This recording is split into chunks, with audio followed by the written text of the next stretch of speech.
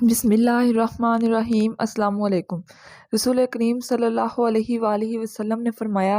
جو شخص صبح کے وقت 3 بار اعوذ باللہ السمیع العلیم من الشیطان الرجیم کہے اور سورہ حشر کی آخری 3 آیات پڑھے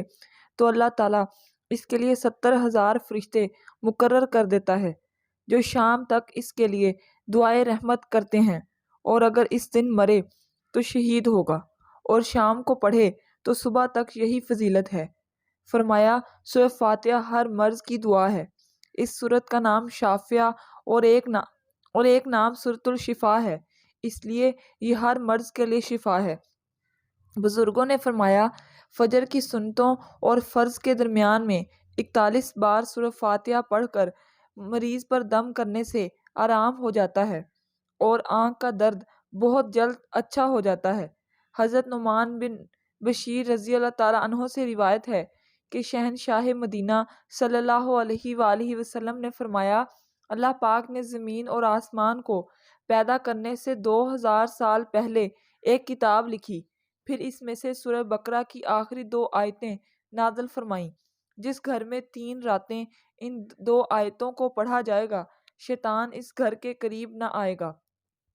حضرت ابو ذر رضی اللہ تعالیٰ عنہ سے روایت ہے کہ سرور کائنات صلی اللہ علیہ وآلہ وسلم نے فرمایا، بے شک اللہ پاک نے مجھے اپنے عرش کے نیچے کے خزانے میں سے ایسی 2 آیتیں عطا فرمائیں جن کے ذریعے سورہ بقرہ کا اختتام فرمایا، انہیں سیکھو اور اپنی عورتوں اور بچوں کو بھی سکھاؤ، بے شک یہ نماز اور قرآن اور دعا ہیں۔ حضرت برا بن عازب رضی اللہ تعالیٰ عنہ فرماتے ہیں کہ ایک شخص سورہ کہف کی تلاوت کر رہا تھا، ان کے گھر میں ایک جانور بندھا ہوا تھا، اچانک وہ جانور بھدکنے لگا، اس شخص نے دیکھا کہ ایک بادل نے اس کو ڈھانپا ہوا ہے، اس شخص نے حضور اکرم صلی اللہ علیہ وآلہ وسلم سے اس واقعے کا ذکر کیا تو آپ صلی اللہ علیہ وآلہ وسلم نے فرمایا، اے فلاں تلاوت کیا کرو کہ یہ سکینہ ہے جو تلاوت قرآن کے وقت نازل ہوتا ہے۔ حضرت معاذ رضی اللہ تعالیٰ عنہ سے روایت ہے کہ رسول اللہ صلی اللہ علیہ وآلہ وسلم نے ارشاد فرمایا، جو سورہ کہف کی اول اور آخر سے تلاوت کرے گا اس کے سر پر نور ہی نور ہوگا، اور جو اس کی مکمل تلاوت کرے گا اس کے لیے زمین اور آسمان کے درمیان نور ہوگا۔ حضرت ابو سعید خدری رضی اللہ تعالیٰ عنہ سے روایت ہے کہ مدینے کے تاجدار صلی اللہ علیہ وآلہ وسلم نے ارشاد فرمایا، جو جمعے کے دن سورہ کہف پڑھے اس کے لیے 2 جمعوں کے درمیان ایک نور روشن کر دیا جاتا ہے۔ ایک روایت میں ہے، جو شب جمعہ کو پڑھے اس کے اور بیت العتیق یعنی کعبۃ اللہ شریف کے درمیان ایک نور روشن کر دیا جاتا ہے۔ حضرت ابو درداء رضی اللہ تعالیٰ عنہ سے روایت ہے کہ نبی کریم صلی اللہ علیہ وآلہ وسلم نے فرمایا، جو سورہ کہف کی پہلی 10 آیتیں یاد کرے گا دجال سے محفوظ رہے گا، اور ایک روایت میں ہے، جو سورہ کہف کی آخری 10 آیتیں یاد کرے گا دجال سے محفوظ رہے گا۔ حضور صلی اللہ علیہ وآلہ وسلم نے فرمایا، جو کسی رات میں سورہ دخان پڑھے گا تو صبح ہونے تک 70,000 فرشتے اس کے لیے دعائے مغفرت کرتے رہیں گے۔ رسول اللہ صلی اللہ علیہ وآلہ وسلم نے فرمایا، جو جمعے کے دن یا رات میں سورہ دخان پڑھے گا اللہ پاک جنت میں اس کے لیے ایک گھر بنائے گا۔ حدیبیہ سے واپسی میں یہ سورت نازل ہوئی تو نبی کریم صلی اللہ علیہ وآلہ وسلم نے فرمایا، آج رات مجھ پر ایک ایسی سورت نازل ہوئی جو مجھے دنیا کی ہر چیز سے زیادہ پیاری ہے۔ حضرت انس رضی اللہ تعالیٰ عنہ سے روایت ہے کہ رسول اللہ صلی اللہ علیہ وآلہ وسلم نے فرمایا، سورہ واقعہ تونگری یعنی خوشحالی کی صورت ہے، لہٰذا اسے پڑھو اور اپنی اولاد کو سکھاؤ۔ حضرت ابن مسعود رضی اللہ تعالیٰ عنہ مرض الموت میں مبتلا تھے، حضرت عثمان رضی اللہ تعالیٰ عنہ ان کی عیادت کے لیے تشریف لے گئے اور ان سے فرمانے لگے کہ اگر میں آپ کو خزانے سے کچھ عطا کر دوں تو کیسا ہے؟ تو انہوں نے فرمایا، مجھے اس کی کوئی ضرورت نہیں۔ حضرت عثمان رضی اللہ تعالیٰ عنہ نے فرمایا، بعد میں آپ کی بچیوں کے کام آئے گا۔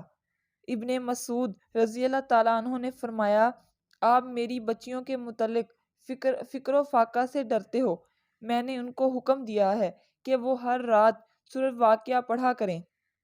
میں نے رسول اللہ صلی اللہ علیہ وآلہ وسلم کو یہ فرماتے ہوئے سنا کہ جو آدمی ہر رات سورۃ واقعہ پڑھے گا اس کے گھر میں کبھی فکر و فاقہ نہ ہوگا۔ حضرت معقل بن یسار رضی اللہ تعالیٰ عنہ سے روایت ہے کہ اللہ پاک کے پیارے رسول صلی اللہ علیہ وآلہ وسلم نے فرمایا، سورہ یاسین قرآن کا دل ہے، جو اسے اللہ پاک کی رضا اور آخرت کی بہتری کے لیے پڑھے گا اس کی مغفرت کر دی جائے گی۔ حضرت ابن عباس رضی اللہ تعالیٰ عنہ سے روایت ہے کہ سرکار دو عالم صلی اللہ علیہ وآلہ وسلم نے فرمایا، میری خواہش ہے کہ سورہ یاسین میری امت کے ہر انسان کے دل میں ہو۔ حضرت انس رضی اللہ تعالیٰ عنہ سے روایت ہے کہ حضور اکرم صلی اللہ علیہ وآلہ وسلم نے فرمایا، جو شخص ہمیشہ ہر رات سورہ یاسین کی تلاوت کرتا رہا پھر مر گیا تو وہ شہید مرے گا۔ حضرت عطا بن ابو رباح تابعی رحمۃ اللہ علیہ سے روایت ہے کہ شہنشاہ مدینہ صلی اللہ علیہ وآلہ وسلم نے ارشاد فرمایا، جو شخص دن کی ابتدا میں سورہ یاسین کی تلاوت کرے گا اس کی تمام حاجات پوری کر دی جائیں گی۔ حضرت ابو درداء رضی اللہ تعالیٰ عنہ سے روایت ہے کہ حضور اکرم صلی اللہ علیہ وآلہ وسلم نے فرمایا، جس مرنے والے کے پاس سورہ یاسین کی تلاوت کی جاتی ہے اللہ پاک اس پر اس کی روح قبض کرنے میں نرمی فرماتا ہے۔ حضرت ابو قلابہ رضی اللہ تعالیٰ عنہ سے روایت ہے، وہ فرماتے ہیں، جس نے سورہ یاسین کی تلاوت کی اس کی مغفرت ہو جائے گی، اور جس نے کھانے کے وقت اس کے کم ہونے کی حالت میں تلاوت کی